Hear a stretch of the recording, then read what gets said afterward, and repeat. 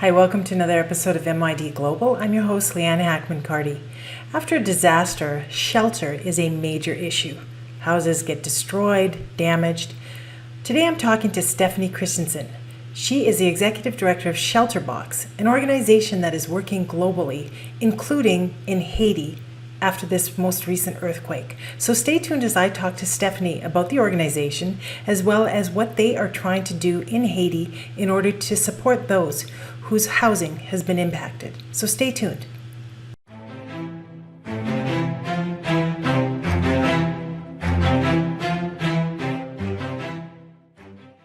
Hi, Stephanie. How are you today? Hi, Leanne. I'm great. How are you? I'm great. Hey, before we get started on our topic today, can you just tell the audience a little bit about yourself? Absolutely. I've been working with ShelterBox for the last 8 years. And prior to that, I started my career in international development and then moved into the humanitarian sector after living and working in Kenya during the famine in 2011. And I've been in the field ever since. So tell me a little bit about ShelterBox, how it started, how it's funded, your mandate. ShelterBox started in the UK in 2000 as a global Rotary Club project. And since then, we've grown into a professional humanitarian organization. And we're the only actual humanitarian organization that specializes primarily in emergency shelter. So essentially what we do is we provide shelter and then the basic supplies like water purification, solar lights, cooking equipment, blankets, those basic things that people need not only to survive in the days after disaster, but to recover long term.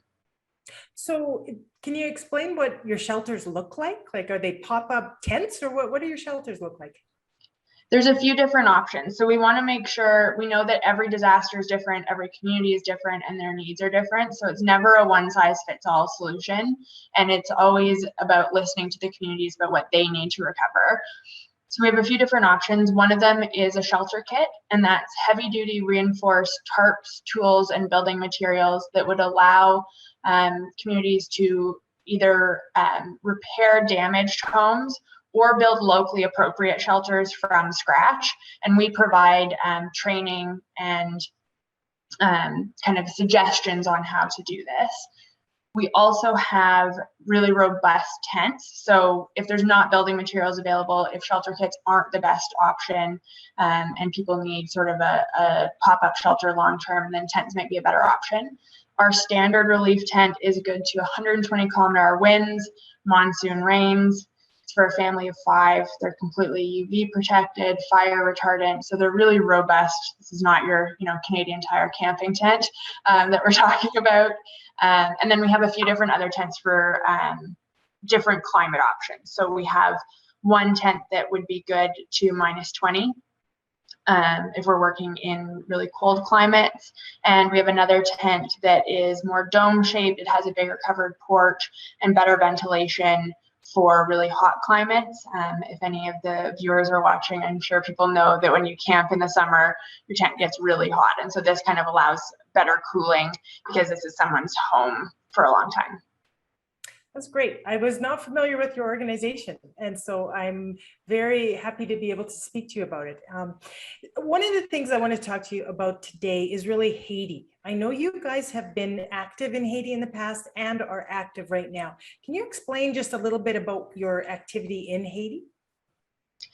Yeah, so we've worked in Haiti 5 times before. Our biggest response ever was in Haiti 2010 to that earthquake. We provided shelter for 28,000 families.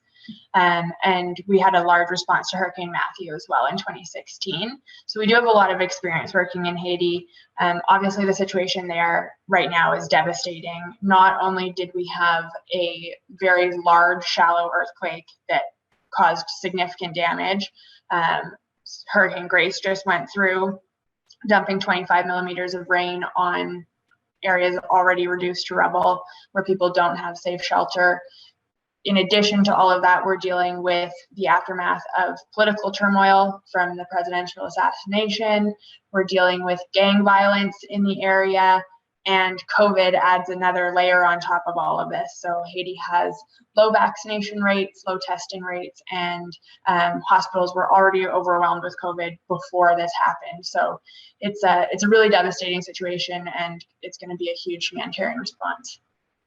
So are you there physically on the ground right now, or how does that work? We have a team that's on their way. We haven't actually deployed teams at all during COVID because of restrictions with travel and making sure that we're keeping the people that we work with safe. Given the scale of this response, it's important for us to have someone on the ground to help coordinate logistics. So we are deploying.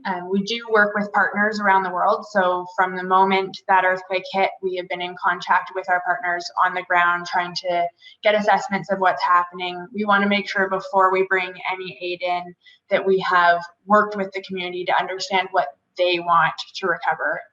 It has to be community led. And so that's what we're doing right now. Our team will coordinate with other humanitarian organizations. There's a lot of issues around access at the moment, getting aid through customs and all of that. So the team is on the way, and we will do everything we can. And so obviously the priority is going to be getting some type of shelter in place for people who've been impacted by the disaster. Yeah, so the earliest reports that we're receiving right now are that 80,000 homes have been damaged or destroyed. To be honest, that's low. It's going to be higher than that, but that is really significant in itself. Shelter is a basic human right. It is necessary for survival. You have people right now who don't have a safe place to sleep. They don't have possessions. They're dealing with a number of different problems on every front. And so the sooner that we can get safe shelter to these families, the better. We're also worried, especially with standing water now, about disease outbreak on top of COVID. So getting people in their own shelters where they can safely socially distance, getting water purification, solar lights because power is out. All of these kind of essentials will be important to get as soon as possible. So if people want to help out to support you in the work you're doing, how would they do that? So we're taking donations on our website at shelterboxcanada.org. All donations that we receive will go to help Haiti, but also we're active in 8 other countries right now, and we're preparing for whatever happens tomorrow. So we don't take donations for specific disasters, but every donation will go to help a family who has lost their home in their time of need.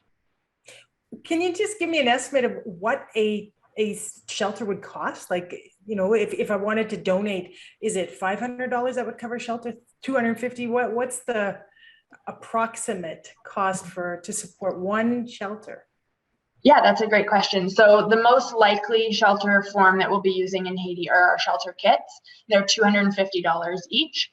On average, we say that the cost to support one family is about $500. So by the time you get the water purification and the other items in, that includes getting it where it needs to go. And crucially, it also includes training so that people know how to use the aid items. They have the tools that they need to use them properly and lead their own recovery. That's great. Well, before we wrap up, is there anything else you wanted to mention that I perhaps didn't ask about? Just to say thank you to anybody who's willing to support us. We don't receive government funding, and I have deployed many times. I've personally seen the impact that it can make to have a safe place to sleep again and to have those basic items. So every dollar makes a huge difference, and we really appreciate it. Well, Stephanie, thank you for the work you do at ShelterBox, and wishing you all the best as you deploy to this part of the world and help them out.